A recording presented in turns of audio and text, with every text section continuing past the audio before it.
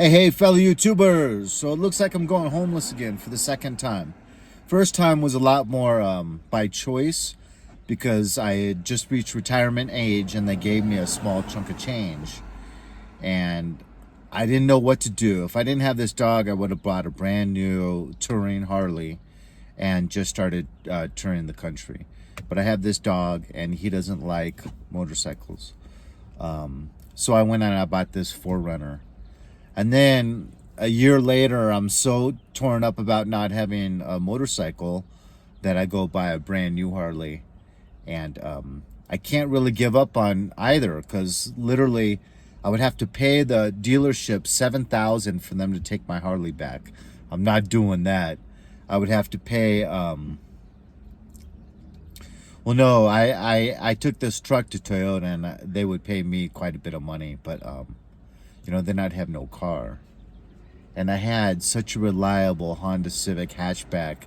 It was beautiful, white with dark tinted windows, limousine, at least in the back and all the way in the back. Looked really nice. Just the standard, because the hatchback comes with a sportier engine to begin with.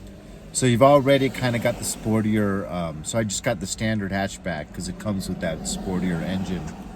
But this time, going homeless, it's more of it's not by choice. I had one real financial ding, which I've never shared on this channel, about 2 months before the car accident that car insurance would not cover because I was door dashing at the time. But then I get attacked by this roommate, and my landlord starts telling me that she's going to evict me, and then does evict me.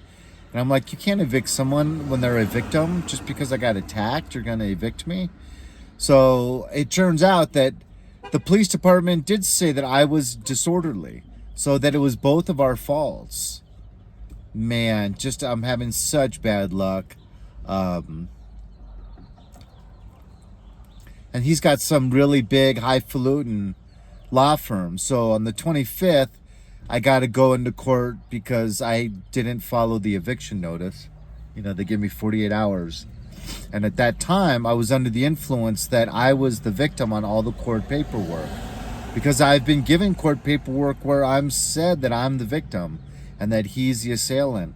It's really bizarre. They didn't want me to know. I think they were so embarrassed that they weren't able to just say that he's the assailant, because they said when there's two injuries, it gets very murky, because then it's just he said, she said, it's his word versus his word and back and forth.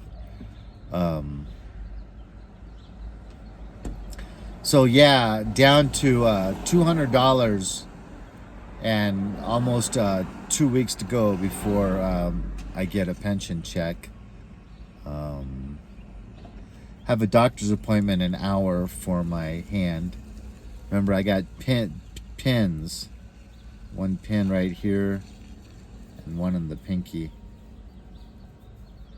And they didn't even spot the index finger break. I don't know how they missed it because it's identical to the pinky break. It's the top digit. He just hyperextended it back and cracked the bone. So he has a technique. While I'm trying to get him to calm down, calling him by name, trying to get him to calm down, he's literally down there with both hands breaking fingers. And he tried to break the thumb too, and I keep mentioning that to the doctors, but they tell me the thumb's fine. But I see a big round ball right where like the two ligaments come together right here. And I don't think that round ball is supposed to be there because the thumb hurts like heck to use. But yeah, to have to be homeless and to have no money and to have one hand and snow on the ground, it's getting down in the 20s at night. So if I were to try to camp, it'd be snow camping, and it'd be very, very hard to keep these fingers clean because there's a metal pin that just goes straight in my finger. Obviously, that's a point where I could get infection. And when you're camping, your hands get filthy because you're always picking up logs and cutting, and you're just using your hands nonstop, and you don't have running water. But spring will be here. Easter is just a stone's throw away, a couple weeks, and so I just got to make it to that point. And if I do get infected, I'm under doctor's care right now. They'll just throw in some antibiotics. But staph infection, you don't want to mess around with that. So what am I gonna do? I don't know. During these 2 weeks where it's still really cold and before it starts warming up, I've thought about just driving down the valley, the Phoenix area, because I don't know if it's true, but I've seen some one-bedroom apartments advertised for as low as $900. I even saw one for $850. But if I could get a one-bedroom apartment, that would just be heaven. After a year and a half of living with these little spoiled, rotten, I hate to say it, but really spoiled college kids. Out of living with 5 different college roommates, not one of them, I don't think, ever changed the lint screen on the dryer. I'm sorry if you've heard me say that before, but it's just like, because then it can literally take a load of laundry like twice as long to dry when that lint has just been gone through like 5-6 loads of laundry, that lint screen.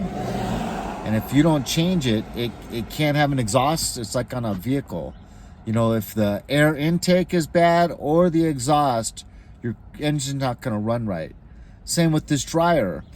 Obviously, the air intake isn't going to be a problem, but it has no exhaust if you've got that lint screen completely loaded up from 5, 6, 7, 8 loads of laundry. The air can't get out. And there's a lot of moisture in that air, and so it can take twice as long, which means your gas bill is gonna be really high. But they don't think about these things. They don't care whether that gas bill comes out $50 a month or $150 per month. Mom and dad is paying for it. They could care less. But they have this guy who's 57 and is saying, please watch how much you waste on electricity, on heating bills. Please watch that stuff. And them just looking at you like you're an asshole. When it's like you're just dealing with your life circumstances and you're being very kind and gentle, asking them to be considerate. And they look at you like you're crazy. F you, you're not my parent. That type of attitude. And it's like, dude, I'm not trying to rub you the wrong way. I'm trying to survive one paycheck to the next. It's not about you. This has nothing to do with your ego. I'm not insulting you. I just want to make it to next paycheck. It's not really complicated. It has nothing to do with you. That's one thing that getting older, it's so nice to see that not everything is a reflection on you. Like someone's driving really slow, they're not doing it to piss you off. When I was young, more than half the time, if someone was driving slow, I thought immediately they're doing that to upset me. When I just came up quickly on them from like 3 blocks ago, how would they even know I'm behind them? It's like, but when you get older, that is one thing nice, is that you realize that you're not the most important thing on everyone's hit list. If someone's going slow, it's because they got their head up their rear end or they're fiddling with their phone or something like that. But so I'm gonna have the court date for the apartment evicting me on the 25th, and then I'm gonna have another court date for, I don't know if this guy's seeking financial compensation from me or what, because he's got some nice law firm. I'm going to be in there with no lawyer, and he's going to be trying to get money out of me when he attacked me and he broke my fingers. I'm not going to waste a lawyer on that. I'm just going to go in there and repeat over and over the same thing. I was attacked.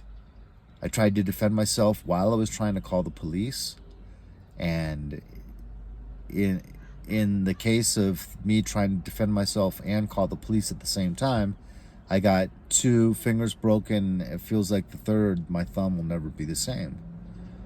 And I had no nothing but wanting the best for this guy, even while he was attacking me. I had no anger towards him. I don't have anger towards anyone. I understand we're all humans. We all make mistakes. And just through my trust in the good Lord, I've learned that, being angry at anyone is a waste of time. We don't wrestle against flesh and bone, but against principalities in the skies and the heavens above. And so, people, flesh and bone, are just vessels that are being used against us to rile us up, to take our peace from us. And so that's the way I look at it. And even while this guy was attacking me, I was just looking at calming the situation down and getting police involved. And the fact that this guy is gonna use a team of lawyers to try to get money out of me, when for like 3 weeks he wouldn't talk to me at all, and I was trying to be nice to him. I even bought him a Starbucks card. It's because we had a big argument about the heat. I said, please don't turn the heat up to 84 and then leave for a couple hours. That's just a waste of money. And he wouldn't talk to me, just marched right by me while I'm trying to say that, and then that's when he started yelling at me from his bedroom, behind his bedroom door. And but for several weeks before that big argument and a couple weeks after that argument, I was being so nice to him. I bought him Starbucks cards. I wrote him on a nice card with flowers in a field. I wrote, he loves my electric heater, water heater to make tea, coffee. But when I finally, after like 2 weeks of him, just every time I was around him, he was using it nonstop to where I could never use it. I said, it'd be nice if I could use my water heater once in a while. And then bam, he never used it again, just like, it was like he was always being passive aggressive. And then if I would call him on something that he was doing on purpose to upset me, he'd go off. When it's like, dude, you're doing something that I can't just turn a blind eye at. If you wanted me to never say anything to you, why would you be doing this? Leaving trash on the floor when I have a dog in the apartment, rotting on the ground for weeks at a time, where my dog could be eating chicken bones, and there's all kinds of fruit and vegetables rotting, attracting little flies and maggots. Of course I'm going to bring that up. That doesn't mean I'm a bad guy. That doesn't mean you're a bad guy. It just means we got a situation. Maybe someone had some oversight, whatever. But we fell into this situation. We have these current circumstances. What can we do about it? Beginning, middle, and end of the problem right there. Let's see. I'll make sure that every Sunday at the least I take out my trash. Would that suffice? Yeah, because trash usually after a week only is beginning to smell. So that'd be great. Thank you. I appreciate it. Bam, everyone's feeling good about each other, But anyways, homeless again for the first time in a year and a half. I might stay up here, or I might go down and look at apartments in Phoenix. But basically, I have absolutely no money. And the plasma center I was going to give plasma is gone. DoorDash is just screwing me over. Like literally, when you try to schedule a time to DoorDash, even a week in advance, they'll give me only like 12 a.m. to 4 a.m. at shifts like that. So I don't know what I did to get so much on their bad side, but I just can't win for losing. I almost just feel like just get it over now and just go homeless, sell the car, sell the motorcycle, and just me and my dog can just have a backpack and just cruise around that way. At least I'd be staying out of trouble. I'd be saving some money. But anyways, everything works out in the end. I truly believe that. Hope everything's going good for all of you out there. If you got a sob story that you'd love to share, I'd love to hear it. You got any successes going on? We'd love to hear about good things going on in people's lives. That's what social media is supposed to be about, right? So leave a comment down below. Love you guys. Happy Tuesday. Back in the day when I had a normal life and a normal job, used to love Taco Tuesday. Have a good day, everyone. Talk to you later.